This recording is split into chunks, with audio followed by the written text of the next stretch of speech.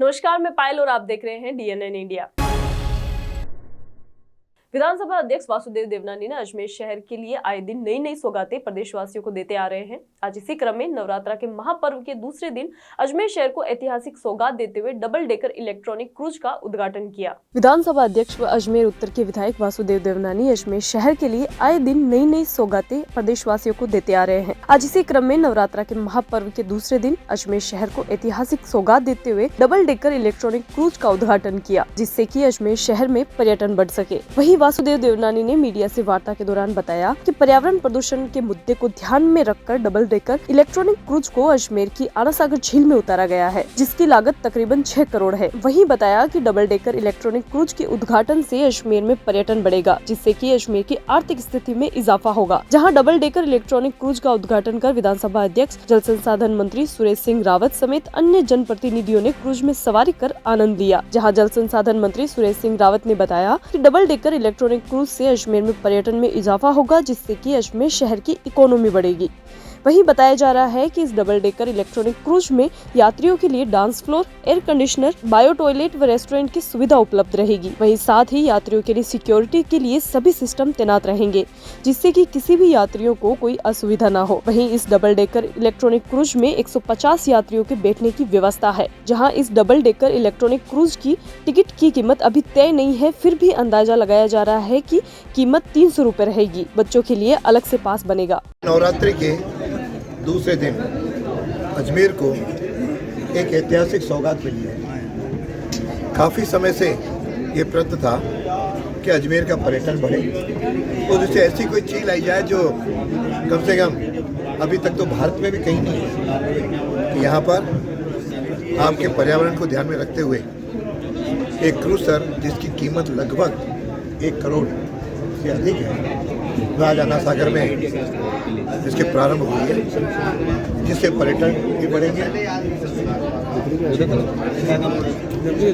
ये 6 करोड़ की लागत से ये क्रूजर यहाँ पे आज का शुभारंभ हुआ है और शुभारंभ के अवसर पर हमारे जल संसाधन मंत्री, यहाँ के अपने जन प्रतिनिधि और ऑफिसर सभी इसमें हैं और इस ऐतिहासिक क्षण में सब लोग क्रूजर में बैठ करके इसका आनंद ले रहे हैं। अजमेर धीरे धीरे पर्यटन की ओर बढ़ रहा है। वो लगता है इससे पर्यटन को कई पंख लगेंगे और पर्यटन भी अधिक आएंगे और जब पर्यटन अधिक आते हैं तो वहाँ की इकोनॉमी भी बढ़ती है।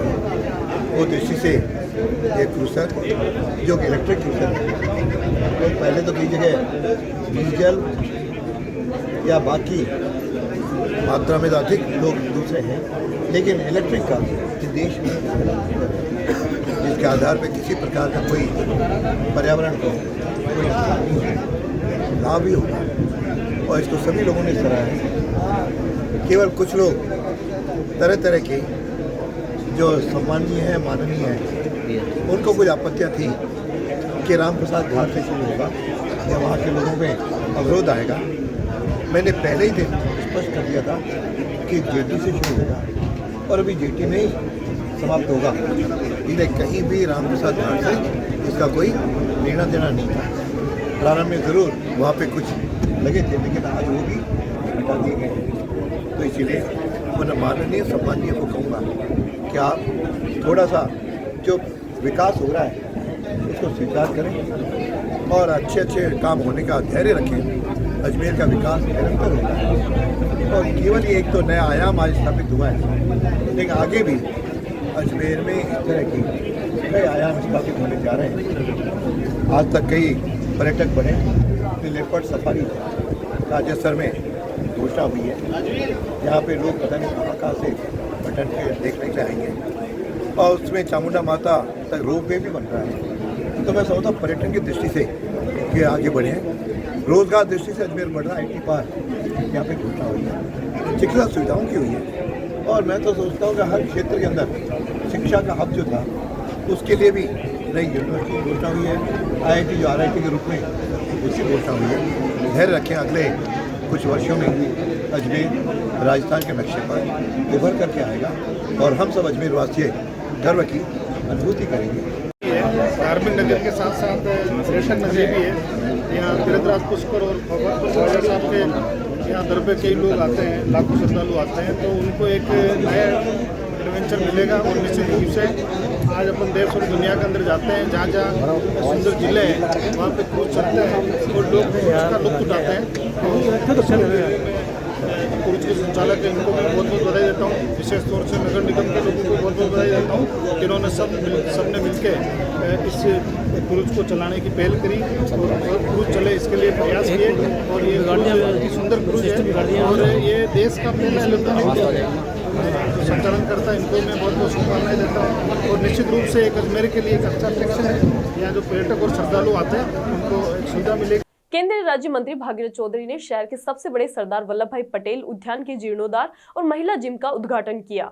केंद्रीय राज्य मंत्री भागीरथ चौधरी ने शहर के सबसे बड़े सरदार वल्लभ भाई पटेल उद्यान के जीर्णोद्धार और महिला जिम का उद्घाटन किया। जहां नसीराबाद कंटोनमेंट बोर्ड में जनसंवाद के तहत कंटोनमेंट प्रशासन ने जनसभा के कार्यक्रम का उद्घाटन किया, जहां केंद्रीय राज्य मंत्री भागीरथ चौधरी ने आमजन को संबोधित करते हुए कहा कि महिला सशक्तिकरण के तहत सरदार वल्लभ भाई पटेल उद्यान में महिला जिम बनाना महिलाओं के उत्थान एवं विकास के लिए जागरूकता प्रदर्शित करता है। सरदार वल्लभ भाई पटेल उद्यान में 400 मीटर ट्रैक से बढ़ाकर 1 किलोमीटर ट्रैक निर्माण करने एवं कटीली झाड़ियां हटाकर उसके स्थान पर छाया एवं फलदार पौधारोपण किया गया। कार्यक्रम में विधायक रामस्वरूप लांभा ने नसीराबाद छावनी परिषद क्षेत्र में किए जा रहे विकास कार्यों की सराहना करते हुए बताया कि इसमें नगरवासियों को काफी राहत मिलेगी। कार्यक्रम प्रारंभ होने से पूर्व विधायक लांभा ने सरदार वल्लभ भाई पटेल उद्यान का सघन दौरा किया। उद्घाटन समारोह में ब्रिगेडियर शिशिर जैन, उपखंड अधिकारी देवीलाल यादव, किसानगण प्रधान दिनेश, भाजपा नेता काली बाबानी भी मौजूद रहे। कार्यक्रम में छावनी परिषद के अधिकारी, कर्मचारी सहित शहर के कई गणमान्य नागरिक उपस्थित रहे। इस मौके पर छावनी परिषद कर्मचारियों को विशेष रूप से सम्मानित किया गया। आज के इस ऐतिहासिक नगरी नसीराबाद तो एक बहुत बड़ी ऐतिहासिक नगरी है। इसमें कैंटोनमेंट बोर्ड है और सरदार पटेल जी के नाम से ये पार्क है। यहाँ महिला जिम और ट्रैक का जो अभी शुभारंभ होने जा रहा है, उस कार्यक्रम में हमारे बीच में नसीराबाद के लोकप्रिय विधायक आदरणीय रामस्वरूप जी लांभा साहब, हमारे ब्रिगेडियर साहब, हमारे एसडीएम साहब और हमारे किसानगण के प्रधान जी और हमारे महामंत्री जी और विशेष तौर से आज के इस कार्यक्रम के हीरो हमारे सीओ साहब और यहाँ उपस्थित सभी प्रबुद्धजन, देवी और सज्जनों और मेरे पत्रकार बंधुओं, सच बता दूं 2019 से लेकर जब तक ये सीओ साहब नहीं आए तब तक एक बहुत बड़ी समस्या थी मेरे लिए भी, क्योंकि कैंटोनमेंट बोर्ड है, सीधा ये सेंट्रल से जुड़ा हुआ विषय है। और जब भी, क्योंकि हम तो जनप्रतिनिधि हैं, जनता हमारे लिए भगवान है, जो जनता कहती है वही हम, क्योंकि वही हमारे को बनाने वाली है। और यहाँ बहुत बड़ी समस्या थी, परंतु सीओ साहब मैं बहुत बहुत साधुवाद देना चाहूँगा। आपने सिर्फ मेरे एक कॉल पे तुरंत बोल दिया कि नसीराबाद के गवर्नमेंट को मैं तुरंत आऊँ। सर ने एक बार भी ऐसा नहीं बोला है कब आना है। सर ने बोला 2 को आना, 3 को, 4 को, कब आना है बोल रहे। सर मैं बहुत धन्यवाद दी उस बात का कि आपने तुरंत उस बात को हाँ करा। और सर बहुत टाइम से लोग आपका इंतजार कर रहे थे और यहीं बैठे थे। आप लोगों का भी धन्यवाद करता हूँ। और हमारे एमएलए साहब कभी हमारे हमेशा साथ रहते हैं, एसडीएम साहब, ब्रिगेडियर साहब और जितने भी बीजेपी के मंत्रिमंडल में हैं, मैं सबका धन्यवाद करता हूं। और सर हमने पिछले कुछ समय से जन संवाद का कार्यक्रम करा। जन संवाद में हम लोगों से जुड़ रहे थे और लोगों ने भरपूर योगदान दिया और हमारे साथ जुड़े। और मेरे को खुशी हुई कि जो सरकार मेरे को पैसा देती है, मेरे दिल को जब रात को सोता हूँ तो मेरे को अच्छा लगता है कि मैंने लोगों के लिए कुछ करा। उसके बाद सर इसके अंदर जो अपने इसके लिए पटेल गार्डन के लिए, पटेल गार्डन की मैं छोटा सा बताता हूँ सर, 400 मीटर का ट्रैक था। पेशे से मैं डॉक्टर हूँ तो मेरे को ताकि लोगों के स्वास्थ्य के लिए कुछ करा जाए, तो 400 मीटर के ट्रैक को अभी हमने 1 किलोमीटर का ट्रैक कर दिया है। और पूरे लोग यहाँ पे आते हैं और महिलाओं के लिए, मेरी बहनों के लिए वुमेन जिम पार्क बना दिया है। और सर मैंने इन लोगों से एक वादा भी करा है, जो हमने जनसभा में जो भी चीजें लिखी हैं, अगर मैं 70 सम्राट पृथ्वीराज चौहान कॉलेज के मुख्य चौराहा स्थित यूथ कांग्रेस द्वारा भाजपा की केंद्र सरकार सहित प्रधानमंत्री नरेंद्र मोदी का रावण रूपी पुतला जलाकर विरोध प्रदर्शन किया गया, जिसमें महिला पर हो रहे अत्याचारों सहित युवाओं की ज्वलन समस्याओं से संबंधित मुद्दों पर मांग की।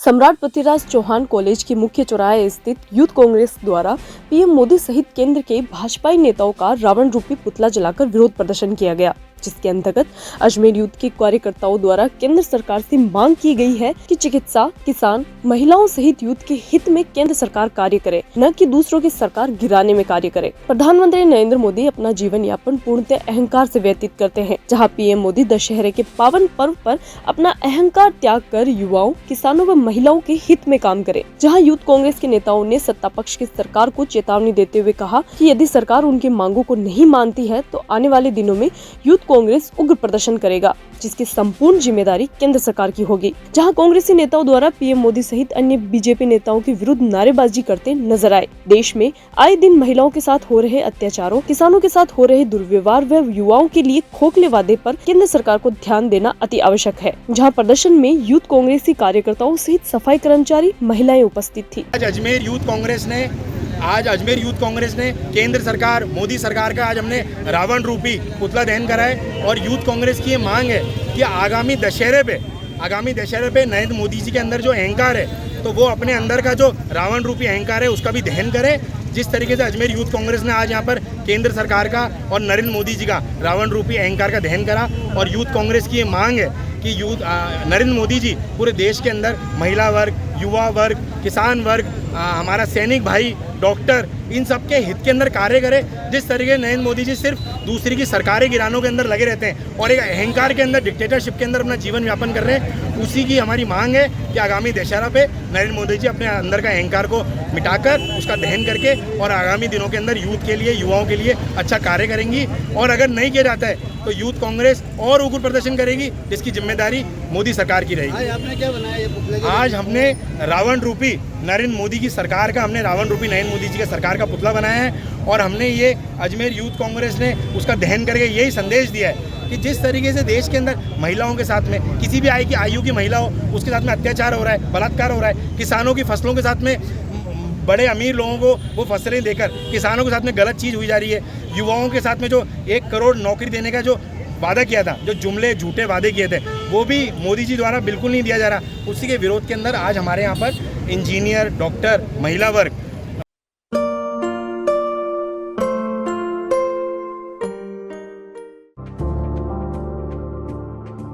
excited? Holidays will be very boring for me.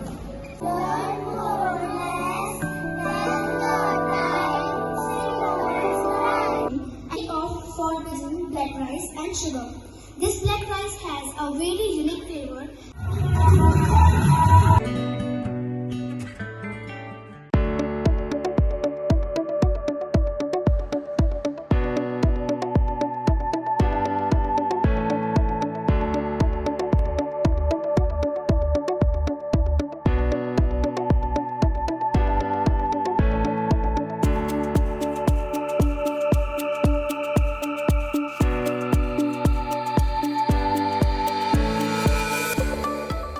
Ajmer में विधानसभा अध्यक्ष व अजमेर उत्तर विधायक वासुदेव देवनानी आए दिन अजमेर के लोगों को नई नई सौगातें देते आ रहे हैं। आज इसी क्रम में बजरंगगढ़ चौराहा से जवाहरलाल नेहरू अस्पताल से अग्रसेन सर्किल चौराहा तक सड़क का उद्घाटन किया, जहां बताया जा रहा है कि ये सड़क 30 लाख रुपए की लागत से निर्मित होगी। साथ ही इसी क्रम में अग्रसेन से आगरा गेट तक सड़क का उद्घाटन किया, जो 70 लाख रुपए की लागत से निर्मित होगी।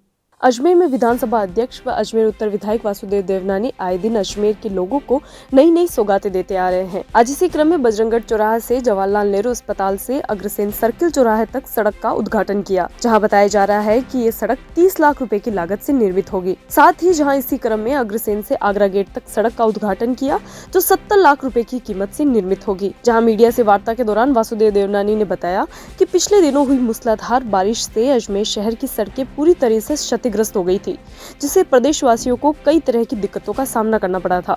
आज इसी क्रम में सरकार द्वारा अजमेर शहर की सड़कों के लिए 10 करोड़ रुपए के बजट के लिए स्वीकृति मिली है, जिसके तहत सड़कों के निर्माण का कार्य दीपावली से पहले पूरा कर लिया जाएगा और अजमेर शहर विकास के क्रम में आगे बढ़ता रहेगा। जहां अतिवृष्टि से शहर की सड़कों की हालत बेहद ही खराब हो गई थी, उसके पुनर्निर्माण की भी व्यवस्था की जाएगी। पिछले दिनों हुई भारी बारिश से सड़कें व नालियों की स्थिति बेहद खराब हो गई थी।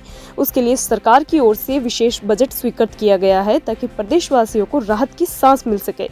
वहीं पार्षद व क्षेत्रवासियों द्वारा विधानसभा अध्यक्ष वासुदेव देवनानी का माला व साफा पहनाकर स्वागत किया गया।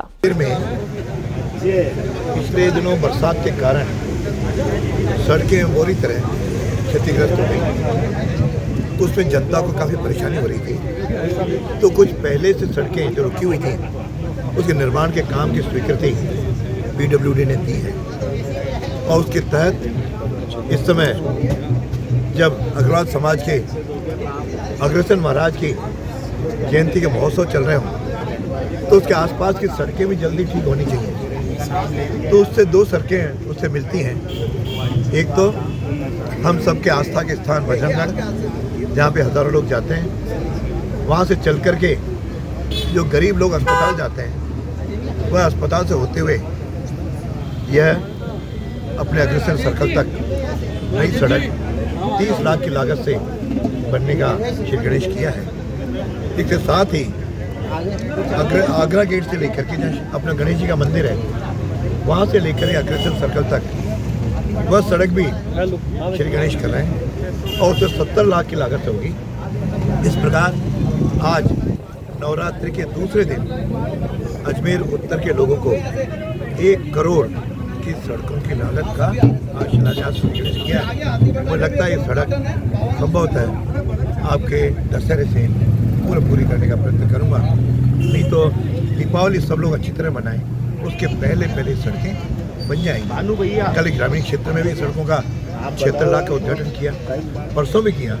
यह क्रम विकास की यात्रा लगातार चलती रहेगी, इसमें कोई कमी नहीं आने देंगे। मैं इस अवसर पर सबको बहुत बहुत शुभकामनाएं देता हूँ, बधाई देता हूँ। अपेक्षा करता हूँ कि सड़क बनने से हजारों जो मुख्य सड़कों से गुजरने वाले लोग हैं उनको मानसिक रोग से निजात पाने के लिए विश्व स्तर पर कई कार्यक्रमों की शुरुआत की जा रही है। आज इसी क्रम में विश्व मानसिक स्वास्थ्य सप्ताह की शुरुआत 4 अक्टूबर से हुई। इसका मुख्य उद्देश्य आमजन को मानसिक बीमारी व स्वास्थ्य से अवगत करवाना है। इस डिजिटल युग में जहां व्यक्ति को उसके कार्यों में गति मिली है, वहीं इस गति के साथ ही कई तरह के मानसिक रोग भी मानव जाति की झोली में आए हैं। मानसिक रोग से निजात पाने के लिए विश्व स्तर पर कई कार्यक्रमों की शुरुआत की जा रही है।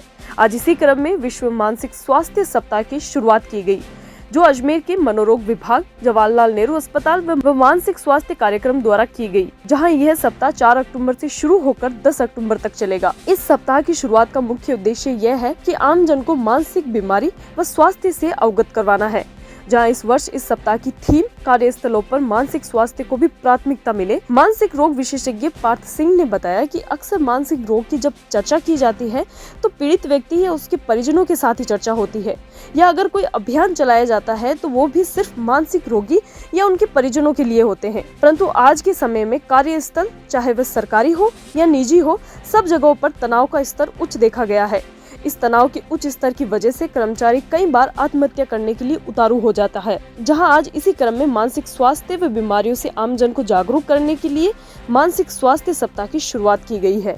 देखिए, आज से विश्व मानसिक स्वास्थ्य सप्ताह शुरू हो रहा है। ये 4 अक्टूबर से लेकर 10 अक्टूबर तक पूरे विश्व भर में मनाया जाता है और मानसिक बीमारियां और मानसिक स्वास्थ्य संबंधी जन जागरूकता बढ़ाने के लिए ये पूरे विश्व भर में मनाया जाता है। इस वर्ष की जो थीम है वो ये है कि कार्यस्थलों पर भी मानसिक स्वास्थ्य को प्राथमिकता देने का समय आ गया है। आप सभी जानते हैं कि कार्यालयों में, चाहे वो सरकारी हो चाहे आपके निजी संस्थान हो, उन सभी जगहों पर जिस प्रकार का तनाव और स्ट्रेस का वातावरण रहता है, इससे कर्मचारियों के मानसिक स्वास्थ्य पर बहुत गंभीर प्रभाव पड़ता है।